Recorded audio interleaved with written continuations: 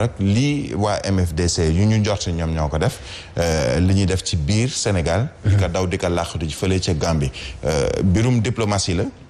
waaye tamit mbirum sécurité la je pense que ñi nekk ci kaw muy le président de la République du Sénégal comme celui de la Gambie dañ ci jël ay matuwaay pour éviter qu'il y ait benn xeetu escalade boo xam ne fi muy mujjee doo ko xam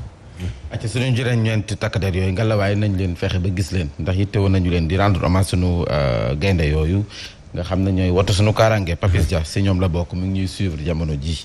ay ca ñu wàddu jëmale ci leneen lu soxal bi la jotaay xibaar wàllum njàng meex l'intersyndical bi nga xam ne ñu sa dëxëñu moo di SAEMS ak CUSEMS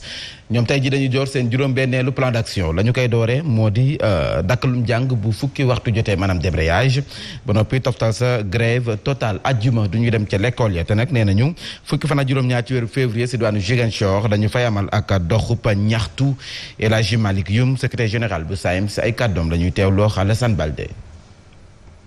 nga xam ne tey dañu waroon taxaw ci faj soxlay askan wi wala faj soxlay jàngalekat yi waaye ñoom li ñu préféré mooy dem ñu fal leen ci seen i gox-goxaat ñuy jàpp sax ne cumul de fonction boobu nga xam ne ci moom la ñu nekkee loolu gënalul askan wi ci la ñu ne ñun dañuy wéyale xeex bi lancé 6e plan d'action suba lay tàmbalee ci àllarba ji li ko daggee 10 heures ci IEF yëpp dinañu am li ñu fay wax ay ndaje xayma ngir ñu xayma fi nga xam ne fa la xeex bi toll ngir tamit wax lan mooy mébét bi pour fi ñu jëm ak ñoom tey ci biir xeex boobu ca ëllëg sa muy alxames bi tamit dañuy defaat débrayage à partir de 10 heures ci gannaaw ëllëg sa nag muy ajjuma dañuy wax jàngalekat yëpp nañu toog seen kër bu kenn fas xànc ak morom bu ñu génnee semaine ba ca topp dañuy dem ñun ñëpp tase Ziguinchor ci datu jeudi fukki fan ak juróom-ñaar ci février bu boobaa nag dañ fay jox doxu ñaxtu boo xam ne ñun jàmm rek lañ si jublu waaye tamit ngir yëglu mettit bi nga xam ne moo dal ci gaw jàngalekat yi. aja Birahim wàllum njàng mi ba léegi gis nañ ne ouverture des classes ba léegi ay yëngu-yëngal moo ci am ay ñaxtu yu dul jeex ndongo yi sax jot nañu génne di wax ne dañoo bëgg loolu mu dakk ndax mën na impacter ci quantum horaire bi. chantier du prochain gouvernement mais bu mu jëm ci chantier wu non dinañu dalal enseignants yi dinañu waxtaan na doon chantier boo xamee ni dañuy teg xeer bi yàgg nañ ko teg sax mais nañu ko mottali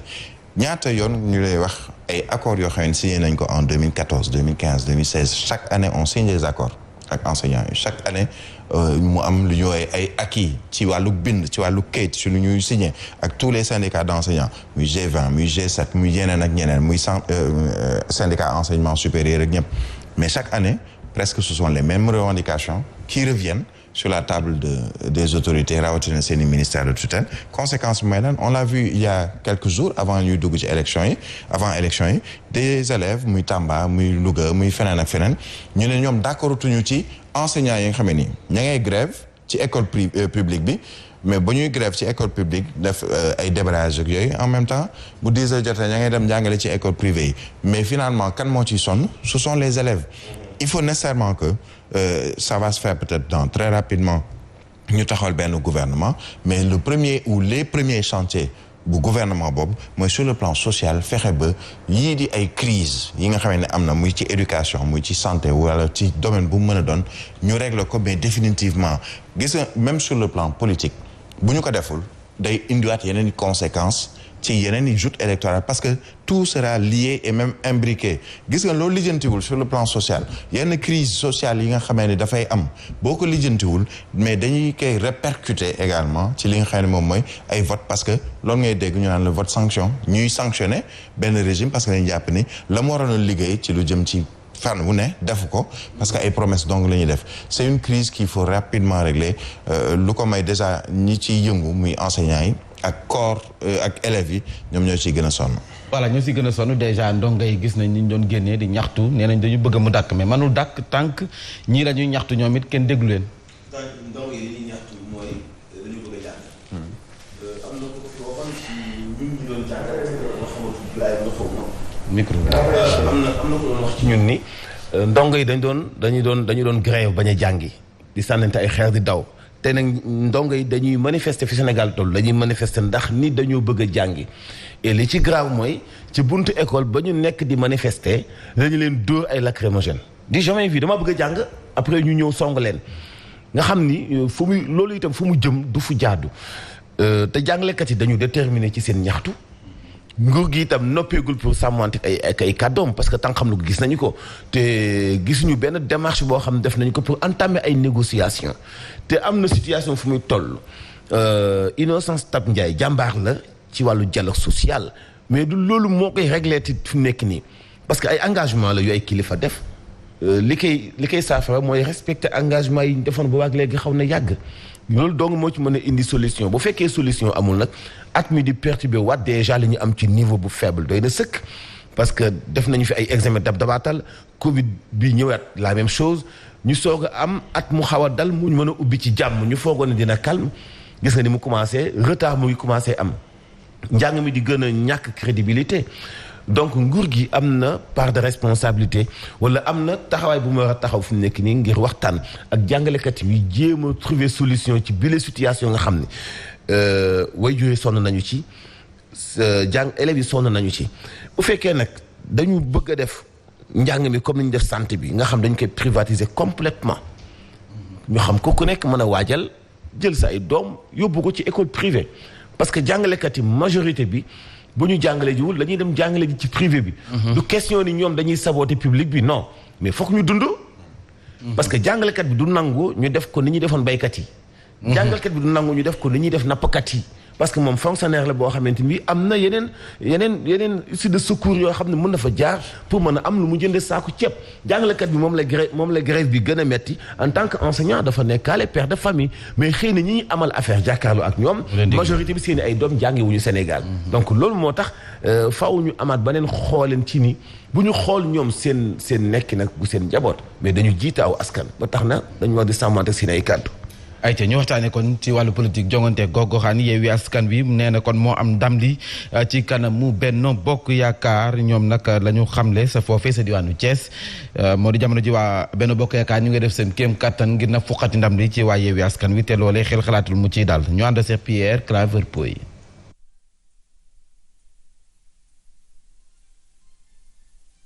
Yewwi Askan Wi Thiès jàpp ne daal élection yi ñu weesu ñoo ko gagné fii ci Thiès ñi bañ loolu amuñu argument docteur Babacar Diop. dajale nañ PV yépp yi génn ci bureau de vote li ci génn wane na ni commune yu Thiès yépp muy Thiès Est muy Thiès Nord muy Thiès Ouest muy la ville muy le département fii ci Thiès dugg na ci loxo coalition Yewwi Askan Wi loolu mooy li am. Yewwi Askan Wi jublu ci li nga xamante ne moo di élection député yi ak présidentielle bu 2024. coalition Yewwi Askan Wi du coalition électorale donc projet politique la coalition bu cohérente la dañu am yéene ànd tey am yéene ànd suba ci élection législative yi am yéene ànd ginnaaw suba ci élection présidentielle yi askan wi nag wan nañu li mu bëgg moom feeñal na ko mooy ànd leen ngeen joxante loxo ànd boobu dinañ ko def ci législative yi dinañ ko def ci présidentielle yi su ko defee 2024 Macky Sall abal ñu. Yewwi Askan Wi am jàngat ci defetu Macky Sall bi lee mu xamle ne daal askan wi moo ko won gannaaw. Pierre Claver Pouy Thiès Zik FM. résultat yi nag nee nañ ñu si bëri dafay yéex ndax ñu ngi koy xaar ba léegi waaye nag résultat provisoire yi mën na sax génne àjjuma bi bu njëkk gannaaw élection yi loolu du samay kàddu Mamadou Seck expert électoral la mooy ni xamle juróomi fan moo jot am ni ab délai recours waaye it juróom-ñetti fan période contentieuse bi noonu la ñu ko tuddee kon nag si noonu la ñu ko tënk Mamadou Seck jot na caa dénk ay kàddu Fatoumata Diop.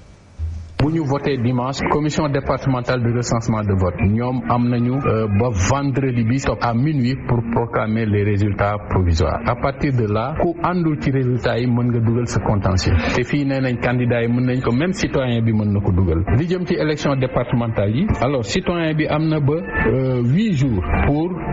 mën a dugal recours cour d'appel nag foofu am na weer ba ñetti weer pour se prononcer vider le contentieux li jëm ci élection municipale yi une fois que commission départementale de recensement de vote proclamer ses résultats foofu ku bëgg a déposer recours am nga juróomi fan pour def ko cour d'appel boobu nag moom it am na entre 1 et 3 mois pour vider le contentieux.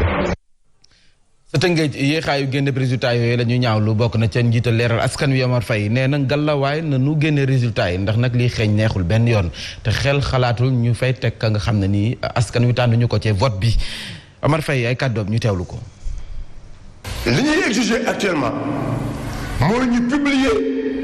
les résultats au niveau de la ville de Rufisque depuis bi ñu defee élection ba léegi xamuñu résultat ville Tëngéej pourquoi le ministre de l'intérieur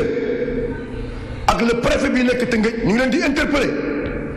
dans 24 heures nañ publier résultats yi buñ ko publier wul dinañ ko digaale ak Rufisquois yi dëkk yëpp xam nañu résultats yi xam nañ tendance yi Tëngéej lan moo tax lan moo koy expliquer ñu sommes plus que Tëngéej Rufisquois yëpp déterminé nañu taxaw pour que résultats yi nu mu gën a gaawee nañ ko génn bu ñu jéemee dafay wax ba bu ñu jéemee toqati résultats yi dinañ ko digaale ak Rufisquois yi que ça soit clair. résultat yi na mu yéexee si Tëngéej la ñuy desandi yax nag Mame Gor Diazaka bokkoon ci candidat yi nga xam ne ñoo doon yootu ville bi nee na nag ax la mu liggéey Tëngéej àndam la mu am xel xalaatul muy bàyyi ñu koy jël di ko teg ci loxol keneen loolee ci boppam la ñu bëgg mu dakk nag nañu génne résultat yi Mame Gor Diazaka ay kàddoom Cheikh Ahmed Tidiane Seck. te damay seetlu ci réseaux sociaux yi am ay influenceurs yoo xam ne nit ñi dañ leen ci